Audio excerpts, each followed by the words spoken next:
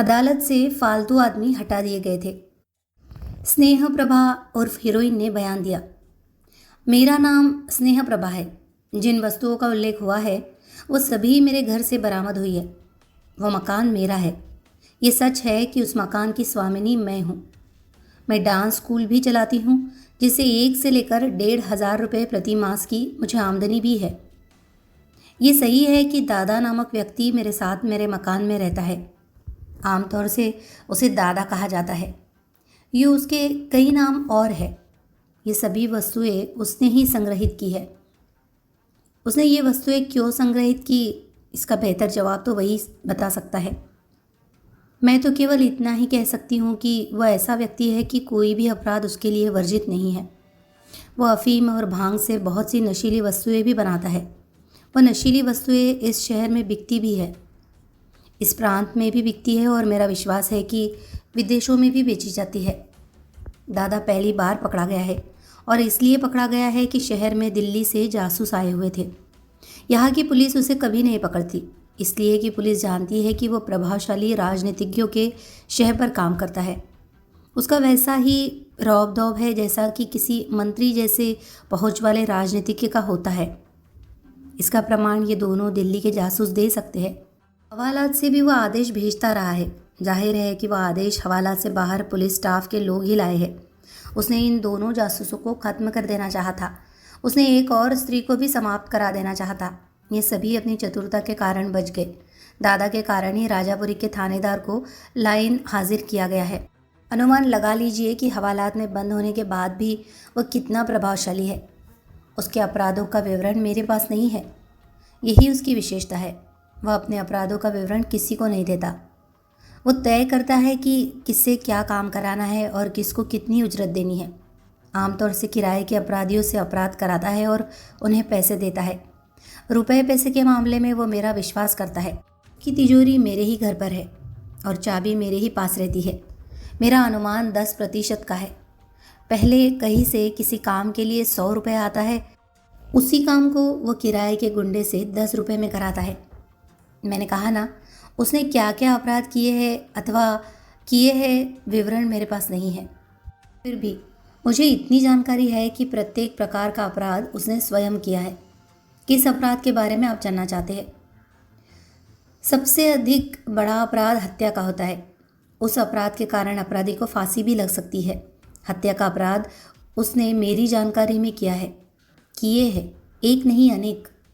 जी हाँ, वह डकैती भी कराता है। मेरी जानकारी में ऐसी भी डकैती है जिनमें वह स्वयं सम्मिलित हुआ है। इस प्रश्न का महत्व नहीं है कि दादा ने कौन कौन से अपराध किए हैं। आप ये पूछिए कि कौन सा अपराध ऐसा है जो उसने नहीं किया है। मेरी उसकी भेंट अजीब परिस्थिति में हुई थी। वो मेरी हत्या करने मेरे घर आया था।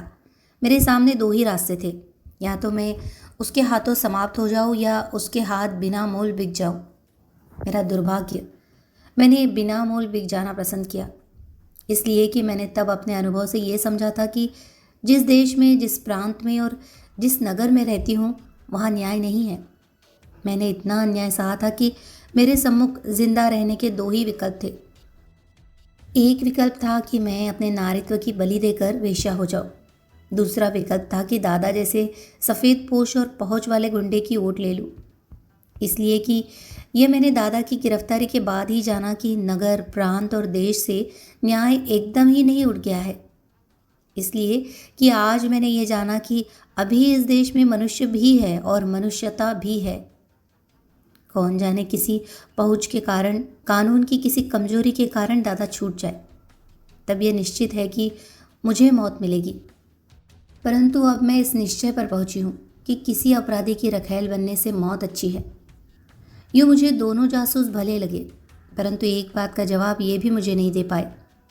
इनका कहना है कि ये सरकार के बुलावे पर यहाँ आए हैं, कावेरी के मामले की जांच करने, बाबू सिंह की लाश खोजने। तब तब इन्होंने अभी तक जगेश चंद्र को गिरफ्तार क्यों नहीं किया? ये विश्व वृक्ष की टहनियाँ तोड़ रहे हैं, जड़ क्यों नहीं काटते? मैं हर उस बात का उत्तर देने के लिए तैयार हूँ जो आप पूछना चाहे। अदालत ने पूछा, आप अपनी सुरक्षा के लिए जेल जाना चाहेगी या जमानत पर छूटना चाहेगी? आप जैसा उचित समझे वैसा करें, परंतु सोचती हूँ क्या सुरक्षा के लिए जीवन भर जेल में रहना ठीक रहेगा? अगर आप मेरी सुरक्षा चाहते हैं तो जेल उन लोगों के लिए है जिनके कारण मैं असुरक्षित हूँ। अदालत ने और प्रश्न नहीं किया, परंतु जब जगन ने स्वयं जमानती बनकर उसे जमानत पर छोड़ने का आग्रह किया तो अदालत चौंकी। इस प्रकार वह मुक्त होकर उन दोनों के साथ अदालत से बाहर आई। अब क्या मुझे घर जाने के लिए कहेंगे? हम आपको स्वयं घर छोड़कर आएंगे। अगर जिंदा रही तो सचमुच आपका एहसान मानूंगी। आप जिंदा रहेगी, हमें आशा है कि आप फिर किसी दादा जैसे अपराधी के चंगुल में नहीं फंसेगी। भाग्य से कौन लड़ सका है? इंसान। वह अपने कर्म द्वारा हमेशा भाग्य से लड़ा है। हीरोइन के निवास स्थान पर उसने उन दोनों को आग्रहपूर्वक बैठने के लिए बाध्य किया। कहा, आप लोग ऐसे ही नहीं चले जाएंगे, मैं अभी 5 मिनट में आती हूँ।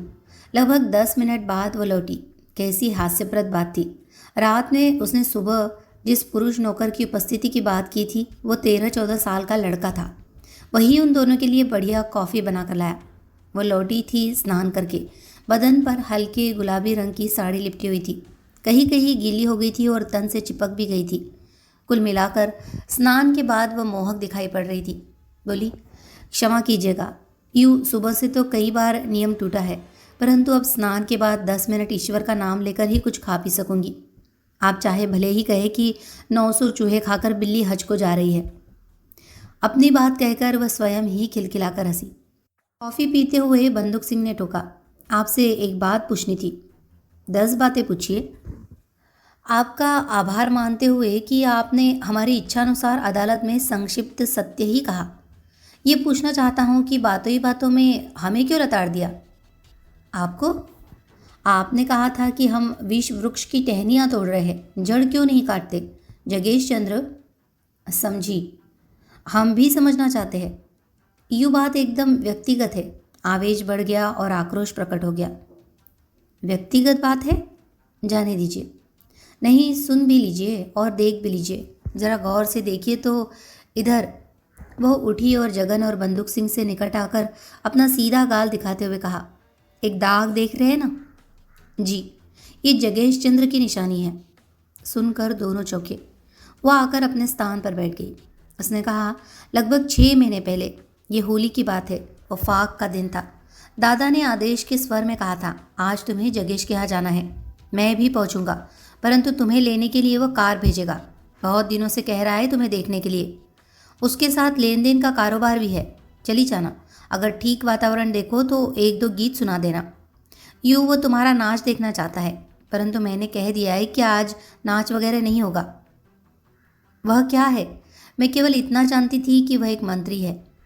ये भी जानती थी कि मंत्री से परिचित होने का अर्थ होता है कि असाधारण कार्य भी साधारण ढंग से हो जाए।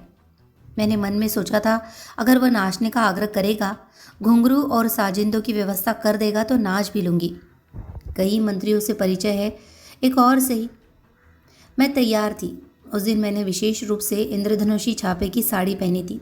पूरे 1 घंटे तक सजती संवरती रही थी। ठीक समय पर कार आई और कार ने मुझे जगेश चंद्र की कोठी के पार्टिकों में छोड़ दिया। वहाँ पहुँचकर मुझे आश्चर्य हुआ। मैंने सोचा था कि वहाँ त्योहार जैसी रौनक होगी और लॉन स्त्री पुरुषों से भरा होगा, खूब धूमधाम होगी, परंतु वहाँ तो श्मशान जैसा सूनापन था। कार ड्राइवर ने मुझसे कहा, आइए। मैंने सोचा कि शायद किसी कमरे में त्योहार मनाया जा रहा होगा, परंतु ड्राइवर ने मुझे जिस कमरे में जाने के लिए कहा वहाँ भी सूनापन था। उस दरवाजे पर मुझे छोड़कर ड्राइवर चला गया। मैंने पर्दा हटाकर जैसे ही अंदर प्रवेश किया, देखा कि जगेश चंद्र कमरे में अकेला है और विस्की की बोतल मेज़ पर है, जाम हाथ में है। औपचारिकता निभाते हुए मैंने कहा, नमस्ते, मेरा नाम स्नेह प्रभा है, अंदर आ सकती हूँ? वह मुस्कुराया। हाथ का जाम उसने मेज़ पर रखा, सिगरेट जलाई और उठा। वह मेरे निकट आया, बोला, सचमुच सब्र का फल मीठा होता है। दादा टालता रहा और हम टलते रहे। आज फाक का दिन है, यानी त्योहारों का हीरो। त्योहार और हीरोइन बाहों में। देखो मेरी जान, पलंग फूलों से सजाया है। वो भौंडी शक्ल नफरत और क्रोध से भर गई। मैं कहा, आपको शर्म आनी चाहिए। क्या किसी को घर बुलाकर ऐसा व्यवहार किया जाता है? वो झपटा। उसने मुझे बाहों में भरकर दीवार से सटा दिया। बोला, हम अपने जमाने के राजा हैं, जो चाहते हैं वही होता है। जो हमारी इच्छा के विरुद्ध कुछ कहता है उसे हम दाग देते हैं। और उसने मेरे गाल पर जलती सिगरेट लगा दी। पीड़ा से मैं छटपटा गई। उससे जूझते हुए मैंने उसके मुंह पर थूक दिया। कहा, कुत्तों को मैं मुंह नहीं लगाती। उसने मुझे गाली दी और मैंने पूरी शक्ति से उसे धकेला तो वो पीठ के बल फर्श पर गिरा। मैं वहाँ रुकी नहीं। मैं ये सोचती हुई जा रही थी कि अगर उसने मुझे पकड़ना चाहा या नौकरों से पकड़वाना चाहा तो चाहे प्राण जाए या रहे, जीते जी उस जानवर से हार नहीं मानूंगी। मैं दौड़ी नहीं, सामान्य चाल से चलती हुई उसकी कोठी से बाहर आ गई। द्वार के रक्षकों ने मुझे नहीं रोका। कहीं रात को दादा आ गया। मैंने उसे जला हुआ गाल दिखाया, परंतु वह सब कुछ सुनकर आपे से बाहर नहीं हुआ। बोला, कोई और होता तो आज की रात ही उसकी जान ले लेता, परंतु जगेश से कहने सुनने के अतिरिक्त संबंध ऐसे हैं कि तोड़े नहीं जा सकते। तब इच्छा हुई थी कि दादा के मुंह पर भी थूक दूं। यही कारण था कि अदालत में ये सब बातें कह गई। क्या ये बात मुझे नहीं कहना चाहिए थी? बंदूक सिंह ने कहा। कह देने में कोई हर्ज नहीं था, केवल उत्सुकता थी कि वह बात आपने क्यों कही। उठते हुए जगन ने कहा, कॉफ़ी के लिए धन्यवाद। बैठिए ना। बैठने की फुर्सत नहीं है। इस समय हम दोनों घटिया दर्जे के हज्जाम हैं। बहुतों का मुंडन करना है। फिद्दे मियाँ यानी चचा मियाँ आजकल ढंग से सोते भी नहीं थे। बड़ी पत्नी ने टोका, कैसा काम है जी, आजकल न 2 घड़ी आराम से बैठते हो न पूरी नींद सोते हो। फिद्दे मियाँ ने उत्तर दिया था, काम तो कुछ खास नहीं है बड़ी बेगम। जो लड़के दिल्ली से आए हैं ये बड़ी इज्जत देते हैं, चचा मियाँ कहते हैं, लेकिन तुम जानो काम तो बटा हुआ है। फिक्र सिर्फ इतनी है कि कहीं दिल्ली लौटते वक्त वह मेरे दोनों कान काट कर न चले जाए। सचमुच फिद्दे मियाँ बहुत चौकन्ने थे। आज दूसरा पहर आरंभ होते ही उनके एक सिपाही ने सूचना दी थी। कहा था, फौरन बड़े साहब से मिलकर कुछ कीजिए चचा। नहीं जी, तेल देखो, तेल की धार देखो, तमाशा घुसकर देखो, जबान पर ताला लगाए रखो, खेल वाकई मज़ेदार होगा, होने दो। 3 बजे हवालातों का पहरा बदलता था। 5-7 मिनट ऐसे होते थे जब हवालातों पर निगरानी हल्की हो जाती थी। नया ड्यूटी पर आने वाला सिपाही हर हवालात के हवालाती और ताले आदि की जांच करता था। उसी समय आज दादा ने हवालात के अंदर रहकर अपनी योजना पूरी की। पूरनचंद नामक एक सिपाही को उसने एक चिट लिख कर दी थी। उस चिट से वह शहर में वही गया और 500 रुपये ले आया। 500 रुपये के बदले उस सिपाही ने दादा को लोहा काटने वाली आरी या एक फनर लाकर दिया। पूरनचंद सिपाही की हवालात पर ड्यूटी होती थी, तब दादा उस छड़ को काटता था जो हवालात के ताले से संबंधित थी। ठीक तब कि पहरा बदलने से पूर्व सिपाही हवालात के तालों और हवालातियों को चेक कर रहे थे। दोनों सिपाही पहली हवालात के छोर पर थे। दादा ने दरवाज़ा खोला और बिल्कुल सहज ढंग से चलते हुए हवालात की सीध में बरामदा पार किया और फिर तनिक तेज कदमों से चलता हुआ मुख्य द्वार की ओर नहीं बल्कि बिल्डिंग की दीवार की ओर बढ़ा। वह दीवार के निकट पहुंच गया। 9 फीट ऊंची दीवार। वह दीवार के साथ साथ ही बढ़ता रहा। सूचना 1 अंक। उसे दीवार के निकट एक बांस पड़ा मिल गया। उसने सतर्कतापूर्वक इधर उधर देखा, बांस को दीवार के सहारे खड़ा किया और उसी बांस पर वह बंदर की तरह चढ़ता हुआ दीवार पर पहुंच गया। अब उसके सामने सड़क थी। मुक्ति केवल अब 9 फीट नीचे थी। वह कूद पड़ा। अब वह मुक्त था। कुछ क्षण वह दीवार का सहारा लिए खड़ा रहा, फिर बढ़ा। 1 कदम, 2 कदम, 8 कदम। वह सड़क के छोर पर आ गया था। सोच रहा था कि किस दिशा में जाना सुरक्षित होगा। तभी कहीं दूर से फेंका हुआ 2 फीट लंबा और अच्छा खासा मोटा डंडा सनसनाता हुआ आया और उसके एक पांव में इतनी जोर से लगा मानो जान ही निकल गई। परंतु वह साहस छोड़ने का समय नहीं था। दिशा निर्धारित हो गई। मुख्य द्वार यानी उत्तर की ओर से डंडा उसके पांव में लगा था। वह दक्षिण की ओर दौड़ा, परंतु कुछ कदम ही दौड़ा होगा कि दक्षिण दिशा से भी चक्र की तरह घूमता हुआ डंडा आया और पहले से भी अधिक घातक रूप से घुटनों के नीचे उनके दोनों पाँव में लगा। हतप्रभ सा दादा रुक गया। पाँव की मानो जान निकली जा रही थी। अब तो एक ही राह थी। वह किसी प्रकार टांगों को घसीटता हुआ सड़क पार करके दूसरी ओर फुटपाथ पर पहुंच गया। इधर बढ़े, दोनों ओर फुटपाथों पर लगे वृक्ष इस समय उसे कठिनाई में डाले हुए थे। फिर भी उत्तर की ओर तो खुफिया पुलिस के केंद्र का मुख्य द्वार था। उसने दक्षिण की ओर ही बढ़ने का निश्चय किया। डगमग सी चाल से वह बढ़ा और व्यर्थ। जैसे ही वह दो बिल्डिंगों के बीच की गली के निकट पहुंचा, एक साथ 8 आदमियों ने गली में से झपट कर उसे दबोच लिया। विक्रमपुरी का मशहूर गुंडा कैसा विवश था। हजारों की संख्या में कथित बड़े आदमी विक्रमपुरी में उसके हिमायती थे। सभी तो जैसे चूहों की भांति बिल में घुस गए थे। और तब जब वह कितने ही हाथों में जकड़ा हुआ केंद्र के फाटक पर पहुंचा, अत्यंत सहज और शांत फिद्दे मियाँ उसके सामने आ गए। क्या हाल है टांगों का? कुपित दादा ने फिद्दे मियाँ के प्रति नफरत प्रकट करने के लिए ज़मीन पर थूक दिया। लगता है टांगे टूटी नहीं है। मरेगा, मेरे हाथों से मरेगा तू। अबे जा मच्छर। मैं मच्छर नहीं मगरमच्छ हूँ। देख लेंगे। क्या समझा था तूने? यहाँ के सभी लोग पुरनचंद है। दादा चौंका। सोचा होगा 500 रुपये से दुनिया खरीद लूँगा। मारा गया वह गरीब। 450 रुपये उसके बक्से से बरामद हो गए और अब वह भी तेरी तरह लॉकअप में है। क्या कहता दादा? उसके जोश पर जैसे पानी फिर गया। इस बार दादा को ठीक झाऊमल के बराबर वाले लॉकअप में बंद किया गया। 1 मिनट के लिए फिद्दे मियाँ झाऊमल के निकट रुके। झाऊमल जी, क्या है? आपको जानकर खुशी होगी कि आपका दोस्त दादा एकदम आपके बराबर बंद किया गया है। मेरा कोई साला दोस्त नहीं है। सब सालों ने मिलकर मेरी इज्जत 2 कौड़ी की कर दी। चेत सिंह को भूले तो नहीं ना? फिद्दे मियाँ का खास हवलदार जो माली बनकर पूरी टोली सहित जगेश चंद्र की कोठी में दिन बिताता था। और मनफूल, जगेश चंद्र की कोठी का माली जो चेत सिंह के किसी भाई से अपनी साली का रिश्ता तय करना चाहता था। शाम के 6 बज रहे थे तब चेत सिंह मनफूल को साइकिल पर लादे खुफिया पुलिस के केंद्र पर पहुंचा। ये कौन सी जगह है भाई? चेत सिंह, कहाँ ले आए? आपने मेरे भाई को तो देख लिया ना? देख क्या लिया, पसंद भी कर लिया। देव उठते ही शादी होगी और फिर उसे सरकारी नौकरी दिला दूंगा। हमारे गांव के ही एक चचा मियाँ है। गांव और चचा तो समझ में आया, परंतु मियाँ, हाँ वो मुसलमान है।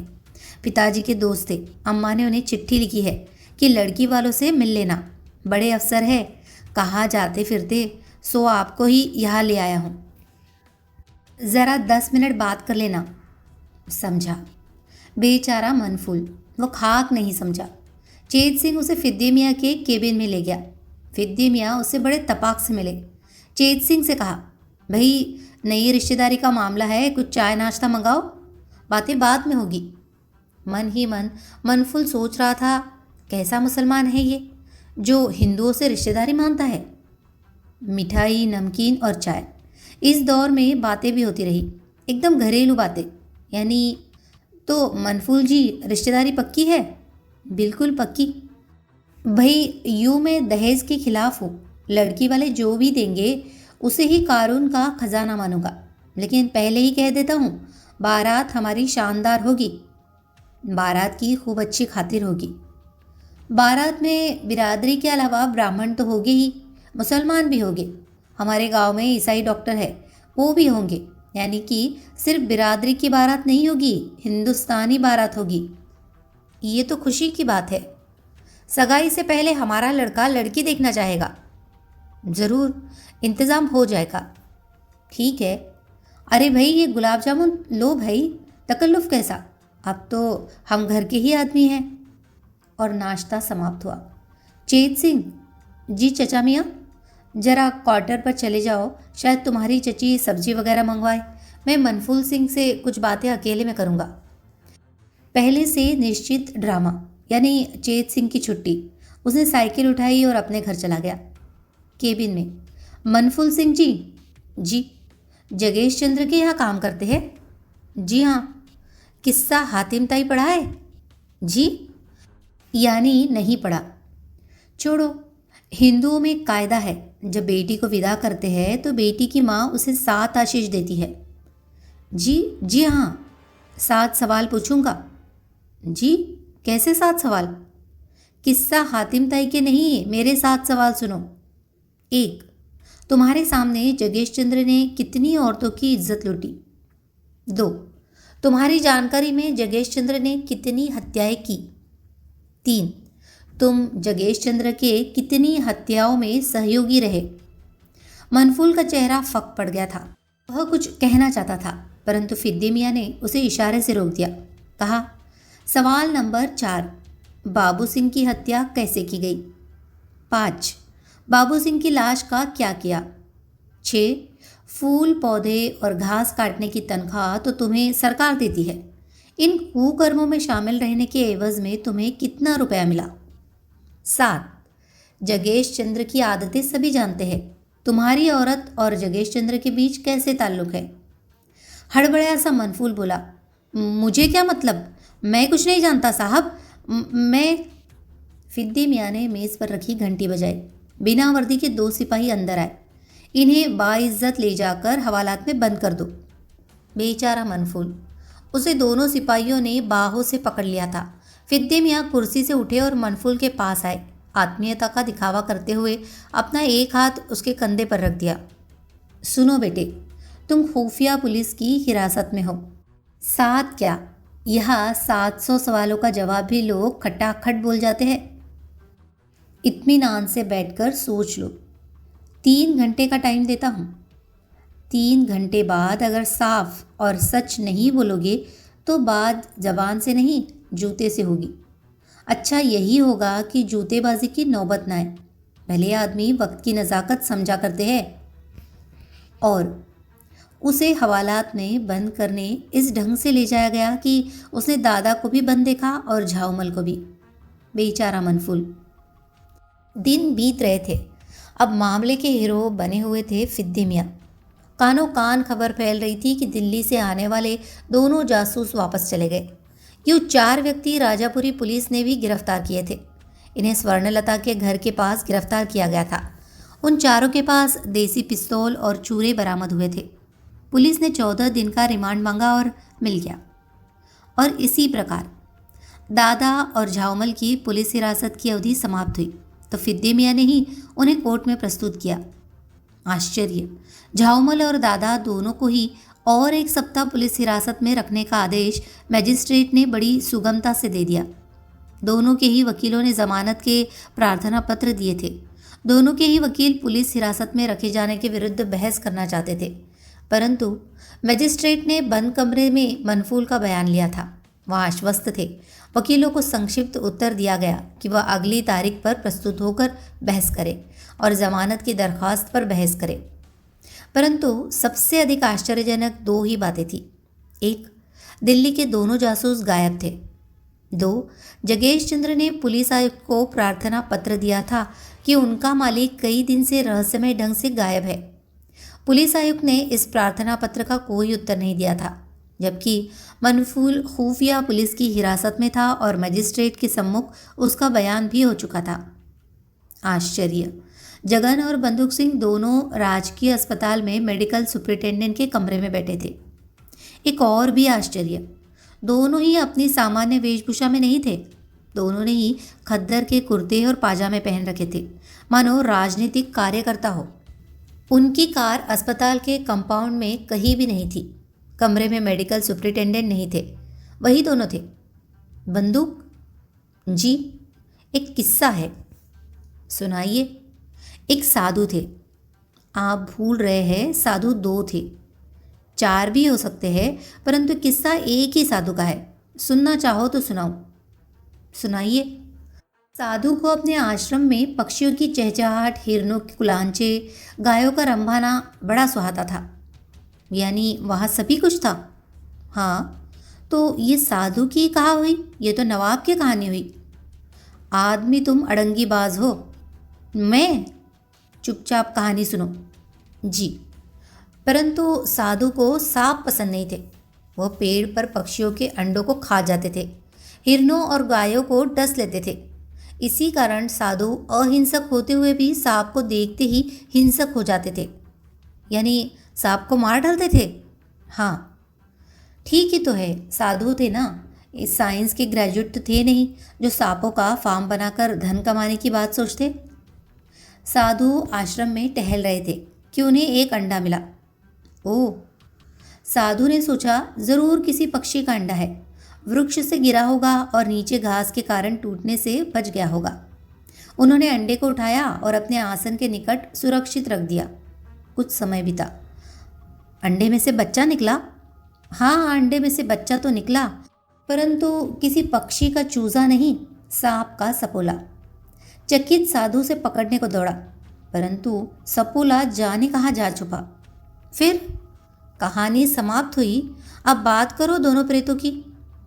समझा। कहते हैं कि भूत राम राम नहीं बोलता। प्रेत से मेरा मतलब है दोनों प्रेतों से हमने आशा लगा रखी है कि वो हरे राम हरे कृष्णा बोलेंगे। सवाल यह है कि अगर उन्होंने प्रेत भाषा बोली तो गुरु चले दोनों मझधार में डूब जाएंगे। सोचता हूँ, अब सोचने से क्या होगा, हमें पहले ही जान लेना चाहिए था कि वो क्या बोलते हैं। तभी एक नर्स उस कमरे में प्रविष्ट हुई और बोली, डॉक्टर आप दोनों को बुला रहे हैं। ये कहकर वो उल्टे पांव लौट गई। उठते हुए जगन ने कहा, समझे? जी, यानी मजिस्ट्रेट आ गए हैं। चलिए। हाँ, चलना तो होगा ही। अगर कुछ नहीं, यानी प्रेतों के बाप को हरे राम बोलना होगा। ज़बरदस्ती है क्या? समझ लीजिए। क्या समझूं? अगर फ़िलहाल वो हरे राम न बोले तो फिर घपला करना होगा। यानी हम कहेंगे कि उनके दिमाग का बैलेंस सही नहीं है, जांच कराई जाए। 1 हफ्ता लगेगा। तब तक हम हफ्ते के 7 दिनों में 7 कारनामे करके दिखा देंगे। याद कीजिए, सिंदबाद जहाज़ी, अलादीन का जादू का चिराग, अली बाबा 40 चोर। समझा। बिरबल, मुल्ला 2 प्यासा। बंदूक सिंह को धकेलते हुए जगन ने कहा, आगे बढ़ो। जगन और बंदूक सिंह साथ अवश्य थे, परंतु पुलिस आयुक्त से बहुत पीछे थे, उन पुलिस जनों के साथ जिन्होंने कोठी का घेरा डाला था। जब पुलिस आयुक्त जगेश चंद्र के सम्मुख पहुंचे, वो दोपहर में सोने के कारण अलसाया हुआ था। उसके अतिरिक्त कमरे में लतिका भी थी। वह उसके निकट सोफे पर ऐसे बैठी थी मानो उसकी कथित सेक्रेटरी न होकर पत्नी हो। मिस्टर जगेश चंद्र। पुलिस आयुक्त और उनके साथ कितने ही अन्य पुलिस अफसरों को देखकर वो तनिक भी विचलित नहीं हुआ। अच्छा तो ये होता कि आप सभी ड्राइंग रूम में बैठते, मैं वहीं आपके लिए चाय पानी का प्रबंध कराकर पहुंचता। हम यहाँ चाय पानी के लिए नहीं आए हैं। वो शांत और अविचलित भाव से बैठा रहा। बोला, जैसी आपकी इच्छा। फरमाइए, कैसे कष्ट किया? मैं आपकी गिरफ्तारी का वारंट लेकर आया हूँ। जगेश चंद्र हंसा, इतनी जोर का ठहाका कि कमरा गूंज उठा। सो जानता हूँ, 1 हफ्ते से अधिक हो गया। देख भी रहा हूँ और सुन भी रहा हूँ कि कुलिया में गुड़ फोड़ा जा रहा है। परंतु मिस्टर, ये गलतफहमी ठीक नहीं है कि सारी अक्ल आप में ही है या सारी अक्ल उन काट के उल्लू में है जो दिल्ली से आए हैं। तसल्ली से ड्राइंग रूम में बैठिए। मेरी अग्रिम जमानत के कागजात वकील लेकर आता ही होगा। वकील अग्रिम जमानत के कागज़ लेकर नहीं आएगा। यानी जगेश चंद्र की थ्योरी में फल पड़ गए। इस मामले में 2 राय नहीं हो सकती कि आप में बहुत अकल है, परंतु दूसरे बेअकल है, ऐसा नहीं है। हमें जानकारी है कि सेशन कोर्ट से आपकी अग्रिम जमानत की अर्जी नामंजूर हो चुकी है और आज 2 बजे जब हाई कोर्ट से आपकी अग्रिम जमानत स्वीकार नहीं हुई, तभी हम यहाँ आए हैं। सुनकर सचमुच जगेश चंद्र के चेहरे की रौनक जाती रही। पुलिस आयुक्त ने कहा, आप चाहे तो कपड़े बदल सकते हैं, जेल में और सामान मंगाना हो तो मंगवा लीजिएगा। जब तक मेरा वकील सूचना लेकर नहीं आएगा तब तक मैं नहीं जाऊंगा। बहुत हेकड़ी चल गई आपकी, अब और नहीं चलेगी। इंस्पेक्टर, इन्हें हथकड़ी लगाओ। भड़क कर वो बोला, मैं ऐसी स्थिति का मुजरिम नहीं हूँ जिसकी हथकड़ी लगाई जाए। मुजरिम तो आप ऐसे हैं कि आपको हथकड़ी के साथ बेड़ियाँ भी लगाई जानी चाहिए। आगे बढ़ो इंस्पेक्टर। और एक प्रकार से जबरन ही उसके हाथ हथकड़ियों से भर दिए गए। पुलिस की 12 गाड़ियों का जुलूस। आगे खुली जीप में जगेश चंद्र और 3 पुलिस इंस्पेक्टर। राह चलते लोगों ने देखा। बहुत कम को विस्मय हुआ। अधिकांश यही कहते सुने गए कि अच्छा हुआ, देर है अंधेर नहीं।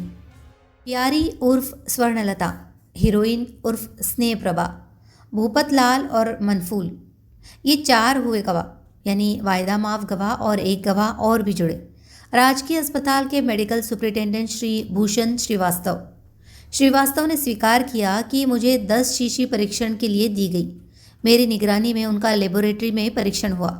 इंजेक्शन द्वारा दिया जाने वाला यह तेज़ नशा और धीमा जहर है। अगर कुछ महीने इसका प्रयोग किया जाए तो प्रयोग करने वाला व्यक्ति जीवित रहकर भी मृत हो जाएगा।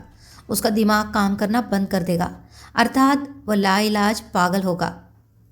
और राजापुरी किले के खंडरों से प्राप्त 2 प्रेतों की बाद में मनफूल ने कैसे जगेश चंद्र का बेड़ा गर्क किया। मनफूल ने मजिस्ट्रेट के सम्मुख बयान दिया। शर्म की बात है साहब, रोटी रोज़ी के लिए आदमी कितना पतित हो जाता है, इसका एक उदाहरण मैं भी हूँ। जी हाँ, बहुत वर्षों से जगेश चंद्र की नौकरी में हूँ। स्त्रियों के मामले में वो बहुत पतित व्यक्ति है। किसी भी नौकर की युवा बेटी या बहन अथवा पत्नी उससे बची होगी, मुझे तो ऐसा नहीं लगता। मेरा विवाह हुआ तो उसने मुझे भी अपनी पत्नी को भेजने के लिए विवश किया।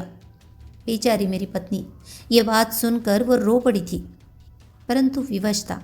और बाद में जगेश चंद्र ने मुझसे कहा, भाई तेरी नौकरी खतरे में है मनफूल, अपनी औरत को समझाना। मुझे ऐसा लगा जैसे मैं मुर्दा औरत के साथ हूँ। बेचारी स्त्री, वो विवश होकर बार बार बुलाने पर गई। अलबत्ता जगेश चंद्र ने उपहार में उसे कई जेवर भी दिए। दादा की बात, जगेश दादा को डॉक्टर कहते हैं। मैंने दादा को डॉक्टरी करते हुए तो सिर्फ एक बार देखा है, परंतु मेरे सामने दादा की और जगेश चंद्र की जो बातें हुई है उसके अनुसार दादा ने जगेश चंद्र के लिए 5 हत्याएं करवाई है।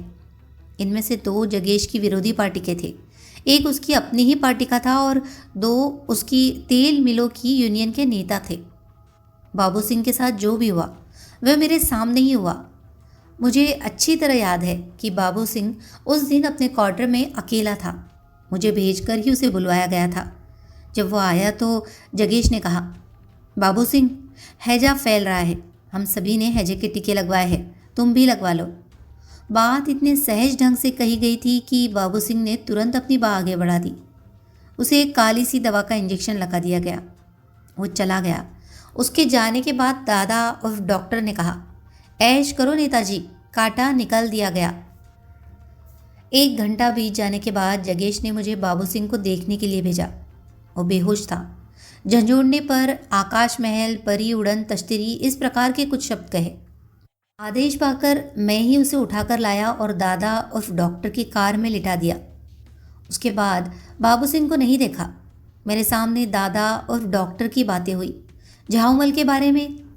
झाऊमल भी कुछ कत्ल कराना चाहता था, ऐसे नौजवान का कत्ल जिनके पिताओं की जायदाद उसके यानी झाऊमल के पास गिरवी थी, इसलिए कि अगर उन जायदादों के वारिस नहीं रहेंगे तो दादा लाई जायदाद पर विवाद नहीं उठेगा और जायदाद पर झाऊमल का आसानी से कब्जा हो जाएगा।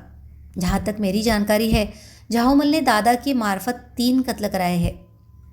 भूपत लाल का बयान, साहब, मैं पेशे से दर्जी हूँ। मेरा दुर्भाग्य यह है कि मैं कार चलाना भी जानता हूँ। समझ लीजिए कि दबाव था। दादा के हुक्म के मुताबिक मुझे तरह तरह की कारें चलानी पड़ती थी। ये कारें तब उपयोग में लाई जाती थी जब दादा को किसी का खून कराना होता था। उसका सिर्फ हुक्म होता था। कत्ल करने वाले आदमी दूसरे होते थे। ये मैं नहीं जानता कि हत्यारे कौन होते थे। इतना कह सकता हूँ कि हर बार नए चेहरे होते थे। मुझे ड्राइवरी काम के लिए हर बार 100 रुपये दिए जाते थे। 11 बार मैंने दादा के हुक्म से कार चलाई है, यानी 11 कत्ल दादा ने कराए हैं, ऐसा मैंने देखा है। सुनने में यही आता था कि ये कत्ल झाऊमल के लिए या जगेश चंद्र के लिए है। एक नाम और भी था जिसके लिए कत्ल किया जाता था, मैं नाम भूल रहा हूँ। मैंने जासूसों पर बम फेंका था, ऐसा आदेश मुझे दादा की ओर से हीरोइन ने दिया था। बम भी उसी ने दिया था। प्यारी का यानी स्वर्णलता का बयान, मैंने कितने ही छोटे छोटे अपराध किए हैं। दादा के भेजने पर झाऊमल के यहाँ भी जाती थी। वहाँ से मैं रुपए लाती थी दादा के लिए। कुछ रुपए मुझे भी मिलते थे, उन रुपयों को लाने की मजदूरी के रूप में और झावमल को शरीर सौंपने के मुआवजे के रूप में। मैंने कोई हत्या नहीं की है। दादा की आज्ञा से अंतिम अपराध मैंने होटल से दोनों जासूसों के अपहरण की चेष्टा में भाग लेने का किया था। स्नेह प्रभा उर्फ हीरोइन का बयान। अनेकों कारण से विवश होकर मैं दादा की पत्नी के रूप में तो नहीं रही, रखेल के रूप में अवश्य रही हूँ। दादा डॉक्टर है अथवा नहीं, ये तो मैं नहीं जानती। अलबत्ता इतना जानती हूँ कि अफीम, अल्कोहल और अन्य ड्रग्स मिलाकर वह नशे के इंजेक्शन बनाता है, जो स्वर्ग की सैर के नाम से गुपचुप इस नगर में और दूसरे नगरों से 15 से 25 रुपए तक के मूल्य में बेचे जाते हैं। वो इंजेक्शन तलाशी में नहीं मिले। जो छोटी इंजेक्शन वाली शीशियाँ मिली है, उनके बारे में दादा का कहना है कि वह नशे की नहीं, मौत के इंजेक्शन है। मैंने देखा नहीं है, परंतु ऐसा कई बार मुझे दादा ने बताया है कि उसने कितने ही कत्ल कराए हैं। उसका कहना है कि खुद कत्ल करने की ज़रूरत नहीं है, ज़्यादा कीमत देकर कत्ल कराने वाले मिल जाते हैं और हिंदुस्तान में बहुत कम कीमत लेकर कत्ल करने वाले मिल जाते हैं। कौन अपराधी से नाता जोड़ना चाहेगा? कौन गिरफ्तारी के संशय में जीना चाहेगा? नहीं। दादा के साथ मैं इसलिए रही हूँ कि वह गुंडा होकर भी, हत्यारा होकर भी और अवैध नशीले इंजेक्शनों और विष जैसे इंजेक्शनों के बनाने पर भी अजीब ढंग से असर वाला आदमी था। साधारण पुलिसमैन उसे सम्मान देते थे। पुलिस अफसरों में उसकी इज्जत थी। जगेश चंद्र का उदाहरण आपके सामने है। वह मंत्री स्तर तक पहुँच वाला आदमी है। उसने मुझसे कहा था, अब इंसान की हत्या की ज़रूरत नहीं रह गई है। अब मैंने ऐसी चीज़ का आविष्कार कर लिया है जिससे इंसान को दिमागी रूप से समाप्त किया जा सकता है। एकदम नई खोज। मैं दादा के साथ रही हूँ, परंतु ये मेरी मजबूरी रही है। अगर आप मेरी मजबूरी जानना चाहे तो मैं बता सकती हूँ, परंतु मैंने दादा के साथ किसी भी अपराध में भाग नहीं लिया है। मैं डांस स्कूल चलाती हूँ। जब पुलिस मेरे घर की तलाशी के लिए आई थी तब सचमुच मैंने आपा खो दिया था, जिसके लिए मैं क्षमा मांग चुकी हूँ और संबंधित व्यक्तियों ने मुझे क्षमा भी कर दिया है। मैं स्वीकार करती हूँ कि वह घर मेरा है, जहाँ से हथगोले तथा अन्य गैरकानूनी हथियार बरामद हुए और विषैले इंजेक्शन मिले, परंतु वह सभी वस्तुएं दादा की है, मेरी नहीं है। 2 प्रेत। सचमुच राजापुरी किले के खंडर के द्वार पर 2 शिकारी कुत्ते मारे गए थे और 2 प्रेत बरामद किए गए थे किले के एक तहखाने से, परंतु कथित प्रेतों जैसे उपद्रवी नहीं, डरे हुए और भयभीत प्रेत, चमड़ी में लिपटे मानव कंकाल मात्र। उन 2 प्रेतों को मनुष्य के रूप में लाने का श्रेय डॉक्टर श्रीवास्तव को था। किसी प्रकार उनके ठप होते दिमाग को बचा लिया गया, उन्हें प्रेत से इंसान बना दिया गया। 2 प्रेत। इनमें से एक था बाबू सिंह और दूसरा था सोहन सिंह, यानी कावेरी का पति बाबू सिंह और शंभू सिंह का बेटा सोहन सिंह। हालांकि दोनों ही बहुत दुबले हो गए थे, परंतु डॉक्टर श्रीवास्तव के अनुसार अब उनके दिमाग ठीक काम कर रहे थे। मजिस्ट्रेट की उपस्थिति में बाबू सिंह ने बताया, मुझे हैजे के टीके के रूप में इंजेक्शन दिया गया। उसके बाद मैं रंगीन सपने तो देखता रहा, परंतु वास्तव में क्या हुआ इसकी जानकारी मुझे शायद अगले दिन शाम को हुई। तब मैंने अपने आप को राजापुरी के किले में पाया। कुछ व्यक्ति आए, उन्होंने मुझे सूखी सी शायद बासी 2 रोटियां दी। मैं भूखा था, वही दोनों रोटियां खा गया। उसके बाद जबरन फिर मुझे इंजेक्शन लगा दिया गया। कई दिन बाद उन इंजेक्शन देने वालों ने मुझे बताया, तुम्हारी औरत विरोधी दल के नेता चंद्रकांत के घर में जा घुसी है, लेकिन उसे छोड़ा नहीं जाएगा। वह भी एक दिन तुम्हारी ही तरह जिंदगी के लिए तरसेगी। दरवाजे से बाहर न निकल सकूं, इसलिए दरवाजे पर 2 शिकारी कुत्ते रहते थे। संभवतः यह ईश्वर की ही मुझ पर कृपा थी कि इंजेक्शन लगाने वाले रोज़ नहीं आते थे। यूँ जब वह नहीं आते थे तो खाने को भी कुछ नहीं मिलता था। मैं नहीं जानता कि सोहन को कब किले में लाया गया था। जब मेरा उसका सामना हुआ तब हम दोनों ही विक्षिप्त से थे। कुछ देर हम एक दूसरे पर गुर्राते रहे, एकदम कुत्ते की तरह, फिर जानवर की तरह उलझ पड़े, परंतु दोनों में से किसी में भी जान तो थी नहीं। उलझने के बाद दोनों ही कुत्तों की तरह हांफते रहे।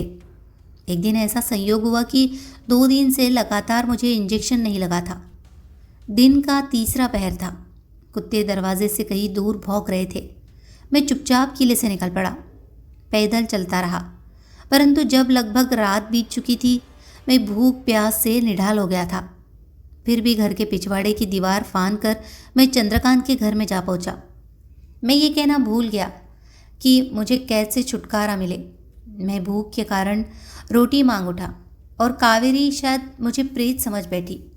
वह अचेत हो गई और मुझे कुछ अनजाने लोगों ने आकर पकड़ लिया और फिर से किले में लाकर डाल दिया। मेरी कैसे मुक्ति हुई इसकी धुंधली सी याद है। मुझे ठीक तरह से होश अस्पताल में आया।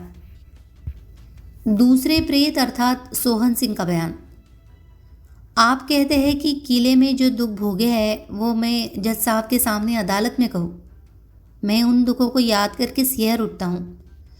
मैं उन दुखों को बार बार कहना चाहता हूँ, परंतु जैसी आपकी आज्ञा। मैंने प्यारी के बारे में पुलिस स्टेशन पर प्रार्थना पत्र अवश्य दिया था, परंतु शिकायत प्यारी से नहीं, दादा से थी। वास्तविकता ये थी कि दादा अपने साथ गुंडों को लेकर प्यारी के घर आता था। दादा स्वयं तो नहीं, परंतु उसके साथ वाले गुंडे औरतों पर फप्ती कसते थे और मोहल्ले वालों को अकारण ही गालियां देकर अपमानित करते थे, मारपीट भी कर देते थे। मैंने प्यारी से कहा था कि अगर ये लोग तुम्हारे यहाँ आना जाना बंद कर दे तो मैं प्रार्थना पत्र वापस ले लूँगा। उसने असमर्थता व्यक्त की थी कि वह दादा को आने से नहीं रोक सकती।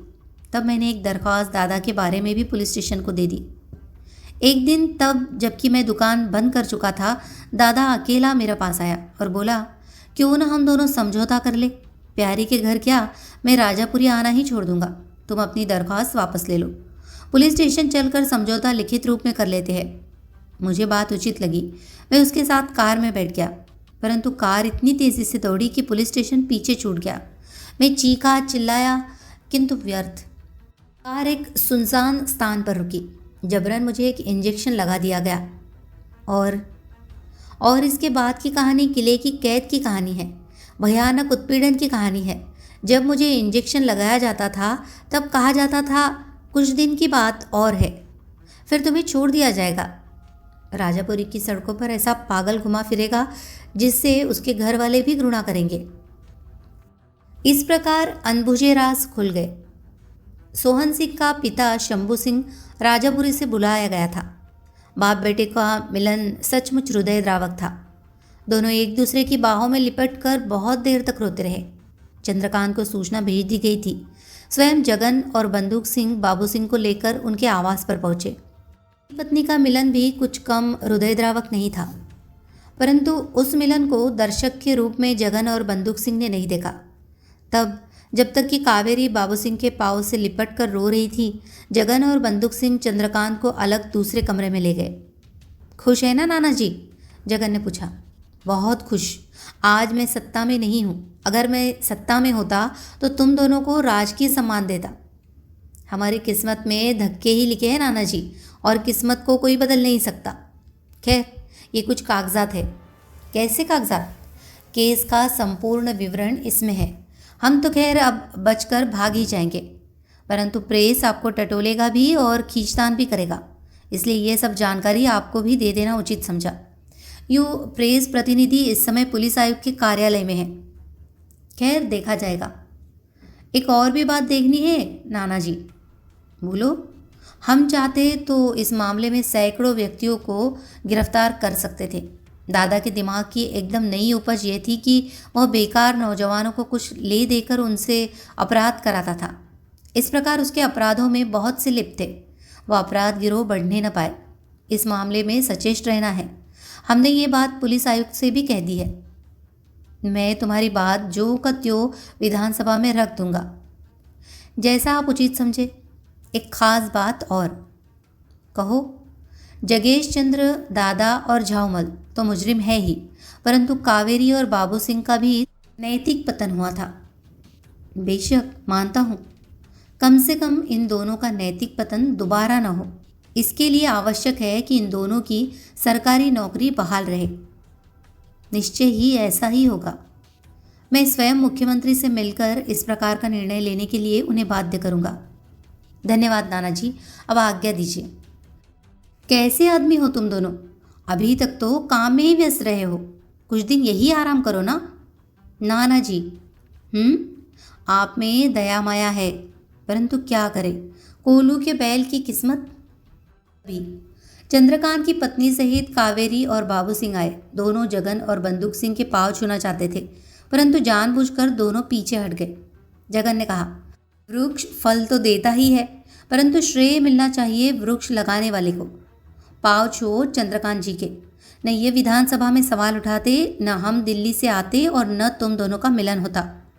परंतु एक बात अवश्य कहूँगा भाई, भारत में गरीबी है, इसलिए भारत गरीब देश, परंतु गरीबी का मतलब ये नहीं है कि स्त्री पुरुष जानबूझकर पतित हो जाए।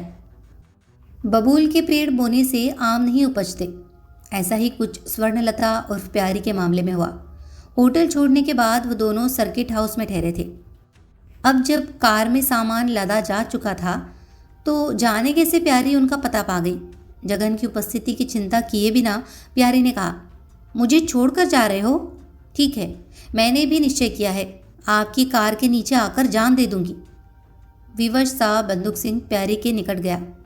एकदम गलत समझ रही हो। अब नहीं, तब गलत समझा था जब चने और बाजरे की खेती और ऊँट की सवारी के बारे में वायदा हुआ था।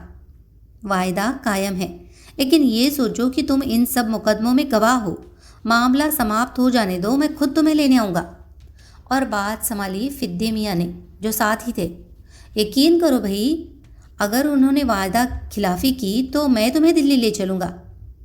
किसी तरह समझा बुझा कर प्यारी को राजापुरी छोड़ा। खूब समझाने के बाद भी वह उदास थी। फिर जब फिद्दे मियाँ को विक्रमपुरी छोड़ा तो वह दोनों से गले मिले।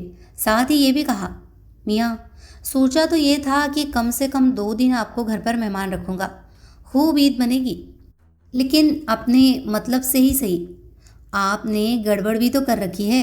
इसी डर से कह रहा हूँ कि अलविदा, खुदा ने चाहा तो फिर मुलाकात होगी। अब कार दिल्ली की दिशा में दौड़ रही थी। बंदूक सिंह कार चला रहा था। जगन इस केस की फाइल उलट रहा था। बंदूक? Yes sir. इस फाइल को क्या नाम दे? 2 प्रेत या ऐसा भी होता है? नाम से क्या फ़र्क पड़ता है, कोई भी नाम दीजिए। अच्छा गुरु, आपको 3 गायब फाइल याद है? 3 गायब? खूब याद है। तब ये बताइए कि मुल्क कौन से जहन्नुम में जाएगा? गुंडे हो, चोर डाकू हो, तस्कर हो, उनसे तो पुलिस अथवा खुफिया विभाग निपट सकता है, परंतु जब सत्ताधारी ही गुंडापन करने लगे तो? बंदूक? Yes sir. हमने तो देखे नहीं कि कितने प्रकार के जहन्नुम होते हैं। अलबत्ता इतना कहा जा सकता है कि हम भी शाही हज्जाम हैं। क्या है? शाही हज्जाम है। जो हमारे पटरे पर आएगा उसका तो मुंडन होगा ही। आप बात को गोल कर रहे हैं गुरु, यही समझ लो। मैंने ये पूछा था कि जब सत्ताधारी ही गुंडागर्दी करने लगे तब क्या होगा? इसका जवाब मेरे पास नहीं है। क्यों? इसका जवाब दे सकती है विधानसभाएं और संसद। उनसे जवाब मांगने कौन जाएगा? वो खुद जवाब देने आते हैं। कब? जब चुनाव होता है। समझा। और भी समझ लो। मान लो तुम कुछ खरीदने के लिए किसी दुकानदार को 100 का नोट देते हो। उसका कर्तव्य है कि वह 100 का नोट अच्छी तरह देख ले कि नोट सही है ना। इसी प्रकार जब वह तुम्हें बाकी के नोट वापस करे तो तुम्हें भी देख लेना चाहिए कि बाकी दिए हुए नोट सही है या नहीं। इस प्रकार झीकने से कोई फ़ायदा नहीं है। जब चुनाव के उम्मीदवार जनता के पास आए तब ही जांचने परखने का अवसर होता है। कहानी अगर आपको पसंद आई हो तो प्लीज़ इसे लाइक करें, शेयर करें और कमेंट करें। और इसी तरह के और भी उपन्यासों को सुनने के लिए हमारे चैनल को सब्सक्राइब करना ना भूलें। धन्यवाद।